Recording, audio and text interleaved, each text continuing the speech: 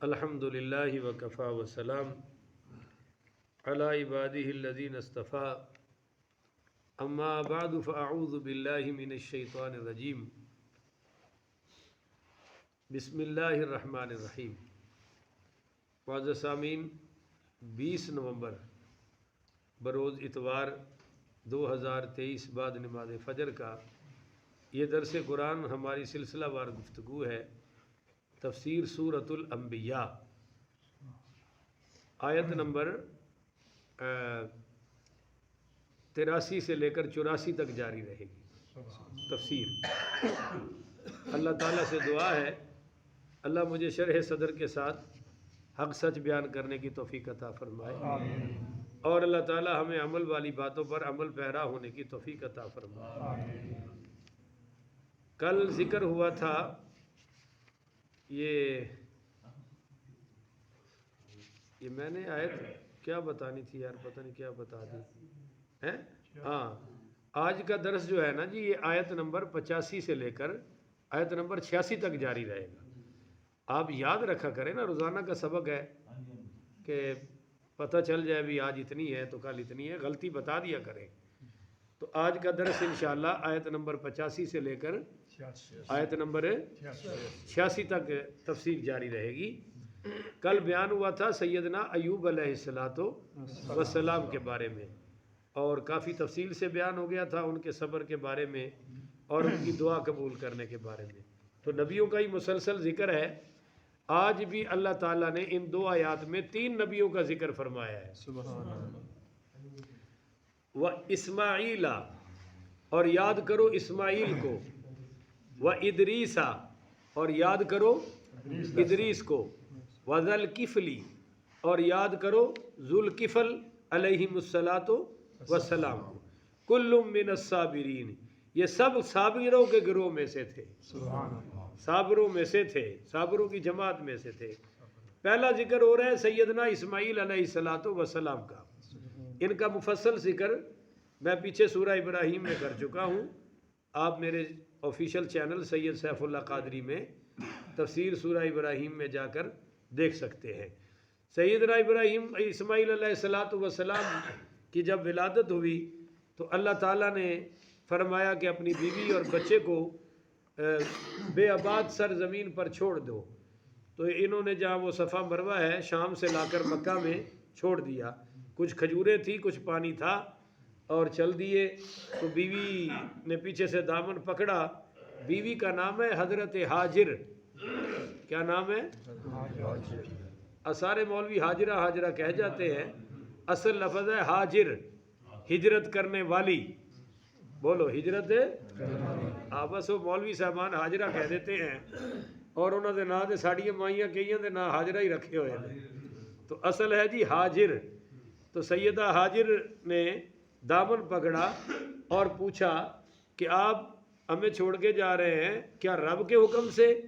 تو حضرت ابراہیم نے فرمایا ہاں رب کے حکم سے۔ کہا پھر خلیل چلا جائے میں جانوں جلیل جانے۔ امتحان آتے ہیں، مصیبتیں آتی ہیں، پر پھر اللہ تعالیٰ ہی دور فرماتا ہے۔ یہی یہاں سے تو پتہ چلتا ہے کہ اللہ ہے۔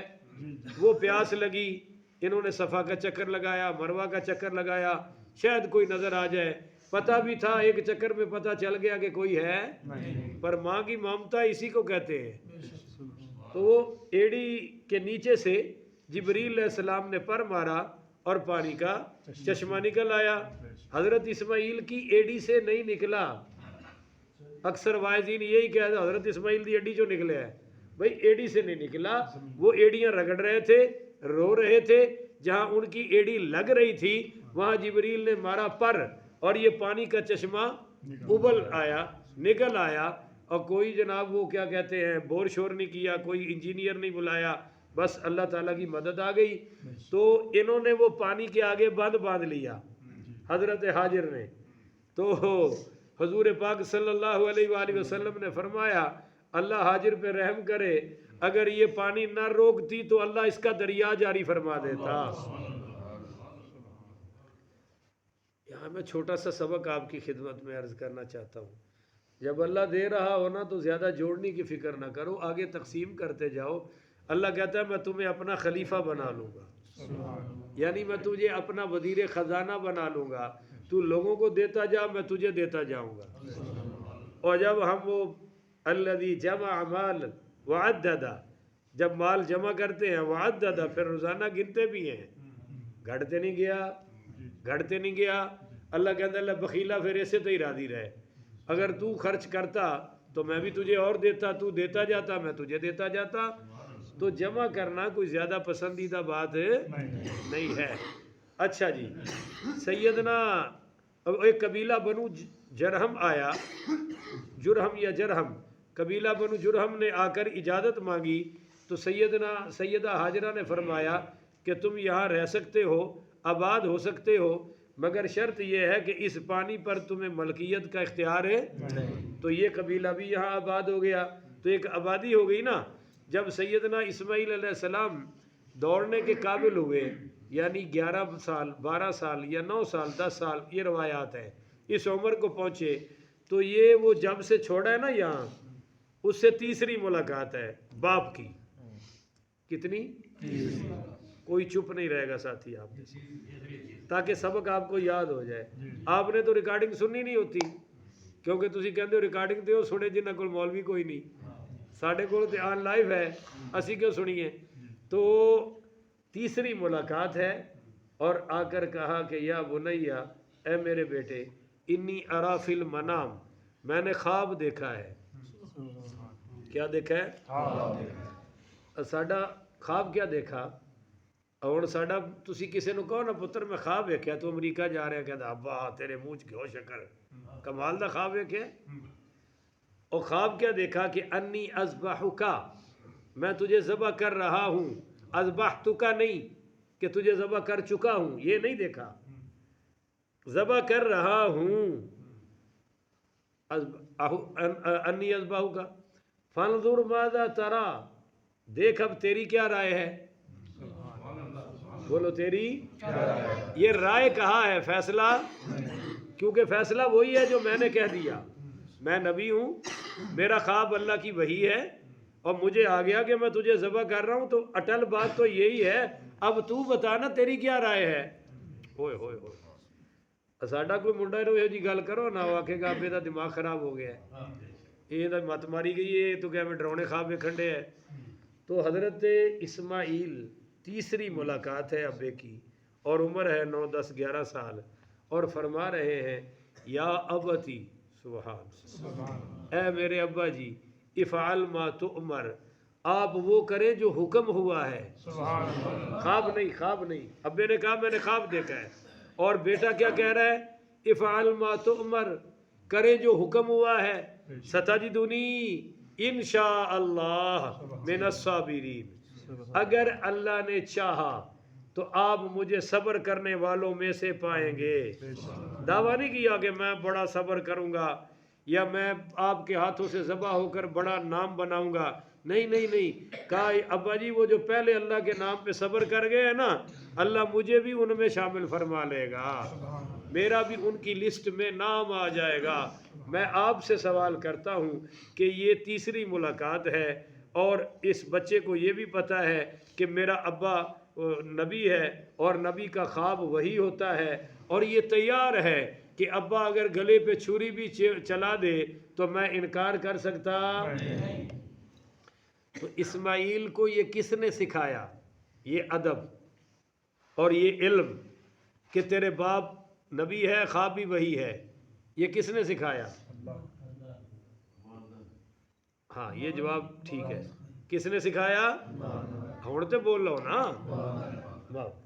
وہ کہتے ہیں نا علامہ اقبال کہ مکتب کی تھی کرامت، اس طرح کا کوئی اس کا شعر ہے کہ سکھائے کس نے اسماعیل کو آداب فرزندی، تو علامہ اقبال کو پتہ نہ چل سکا، مولویوں کو پتہ ہے کہ یہ ماں نے سکھایا تھا۔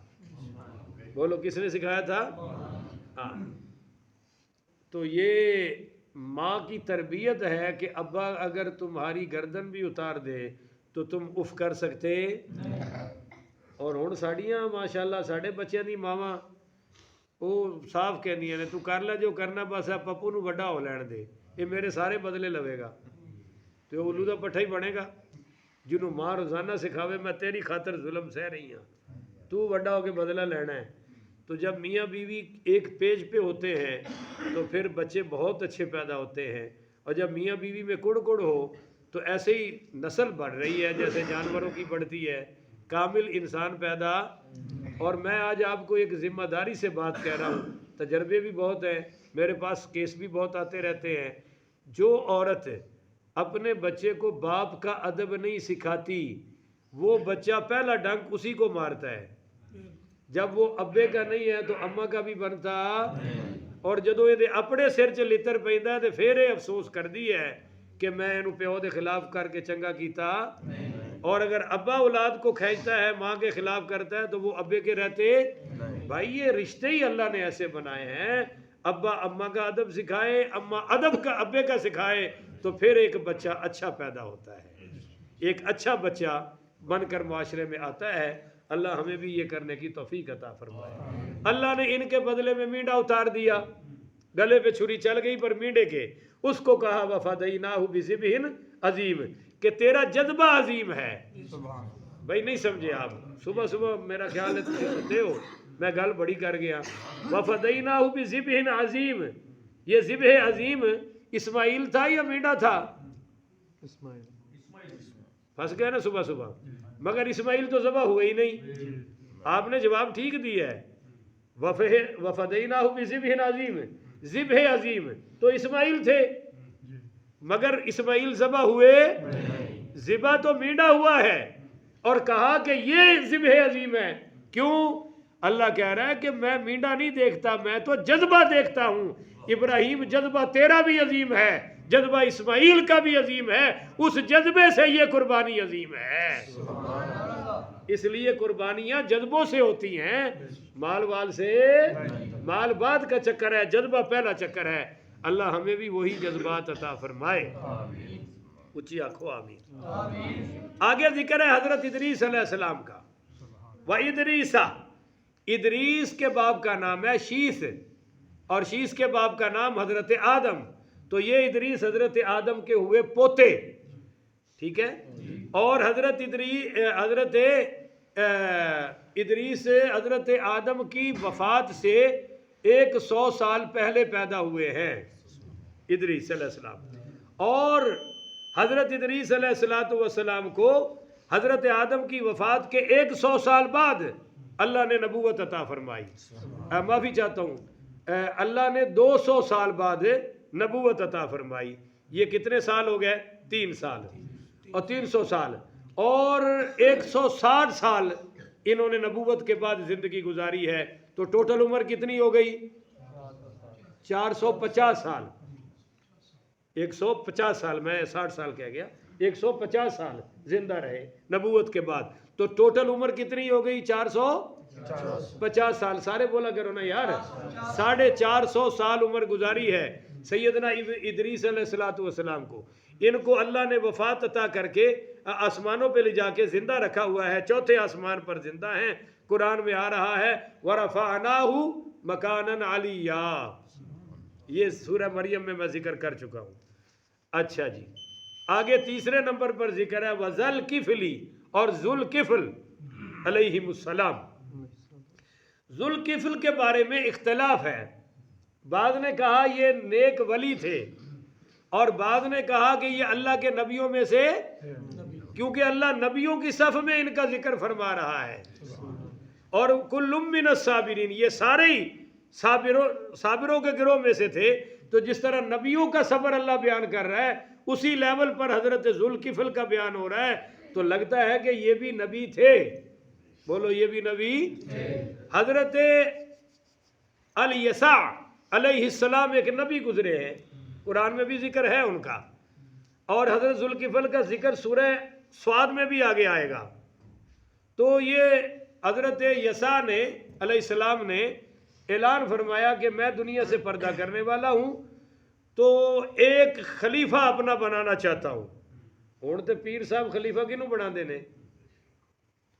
اگو بول دے نہیں ہو.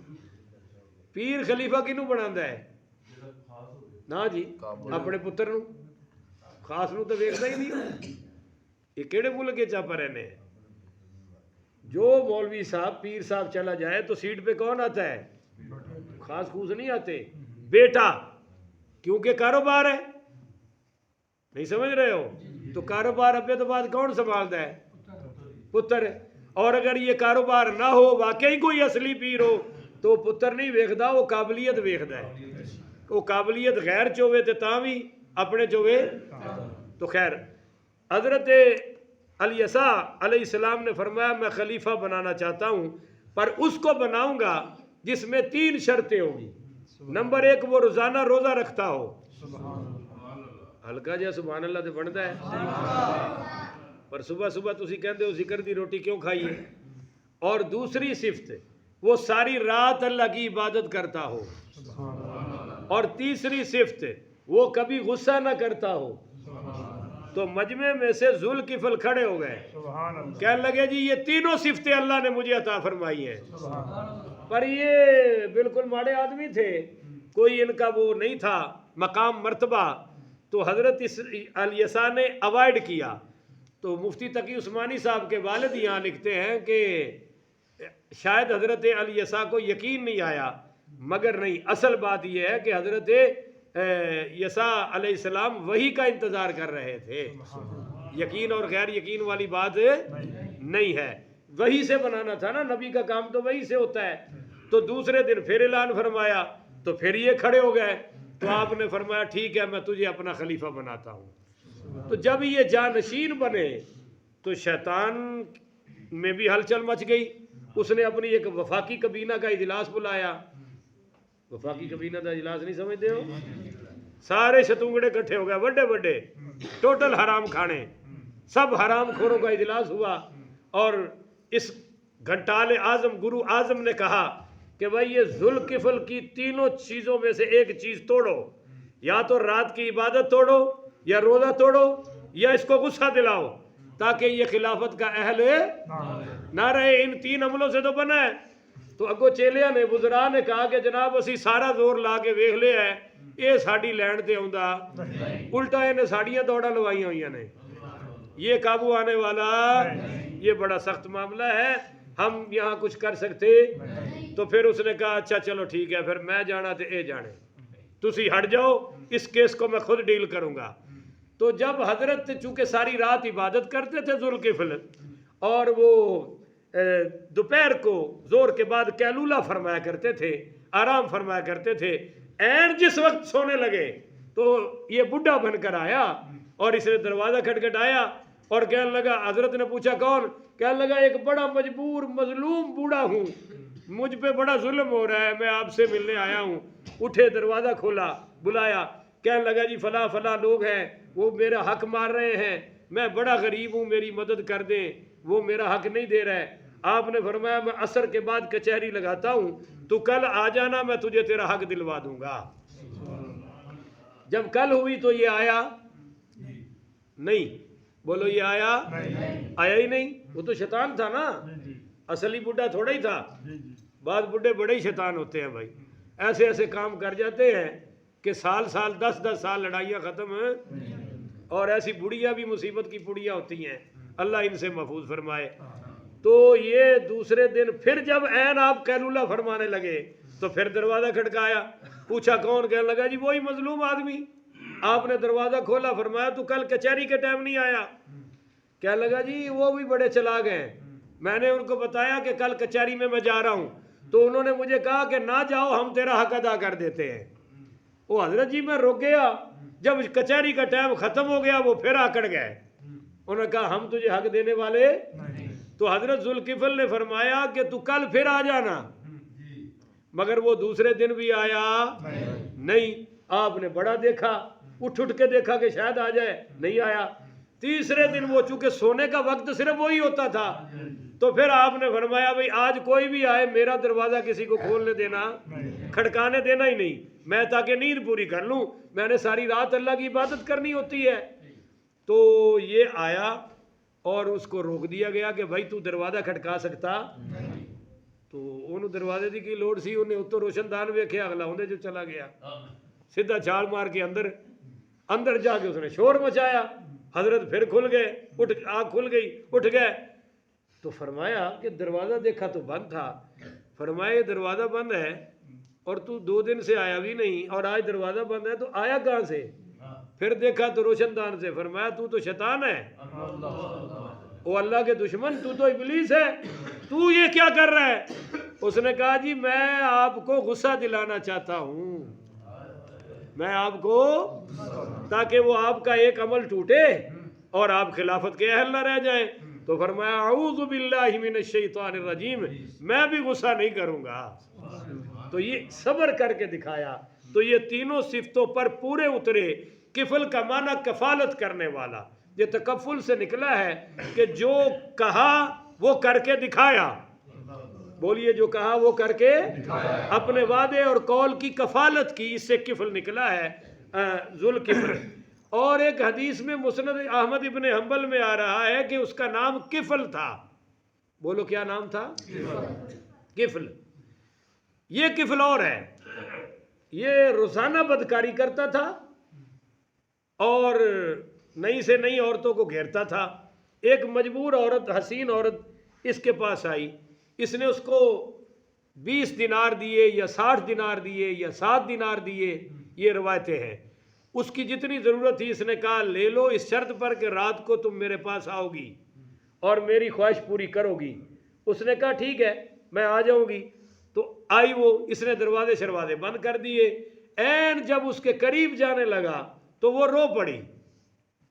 تو جب وہ روئی تو اس نے پوچھا، اس نے کہا میں کوئی تجھ سے زبردستی تو نہیں کر رہا، میرا تجھ سے ایگریمنٹ ہوا ہے، تو اپنا وعدہ پورا کر رہی ہے، میں اپنا کام پورا کر رہا ہوں، تو رو کیوں رہی ہے؟ میں کوئی تم پہ ظلم کر رہا ہوں؟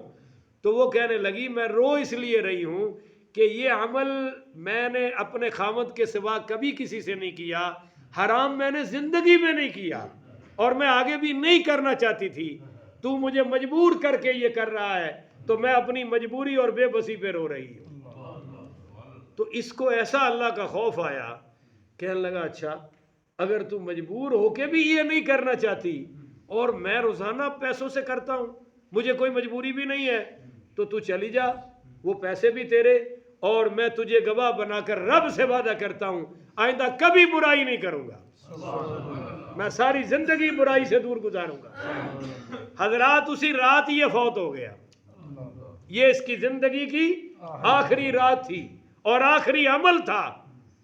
اور جب یہ فوت ہوا اور لوگ آئے تو اس کے سینے پر اللہ کی طرف سے ایک پرچی پڑی ہوئی تھی، اس پر لکھا ہوا تھا غفر اللہ للکفل، کہ اللہ نے اسی جذبے پر اس کفل کی بخشش فرما دی ہے، اس کے پچھلے سارے گناہ معاف فرما دیے ہیں. یہ کفل ہے. تو یہ دھوکہ پڑ گیا. بعد نے کہا یہ تو نبی نہیں ہے، تو بعد نے کہا بھئی یہ اور ہے اور وہ نبیوں میں سے نبی ہے، ان کا نام ہے ذوالکفل، ان کا نام ہے الکفل. تو یہ اور ہے، بولو وہ تو نبیوں میں سے نبی ہیں. تو وَأَدْخَلْنَاهُمْ فِي رَحْمَتِنَا، ہم نے داخل فرمایا انہیں اپنی خاص رحمت میں. یہاں رحمت سے مراد نبوت ہے. تو یہ بھی دلیل ہے کہ ذوالکفل نبیوں میں سے نبی ہے. انہم من الصالحین، بے شک وہ نیک بندوں میں سے تھے، یعنی حضرت اسماعیل بھی، حضرت ادریس بھی اور حضرت ذوالکفل بھی. ان تینوں کے بارے میں فرمایا کہ وہ میرے نیک خاص بندوں میں سے تھے. اللہ تعالیٰ سے دعا ہے اللہ انہی اولو العزم پیغمبروں کی پیروی میں زندگی گزارنے کی توفیق عطا فرمائے. آخر ودعوانا ان الحمدللہ رب العالمین.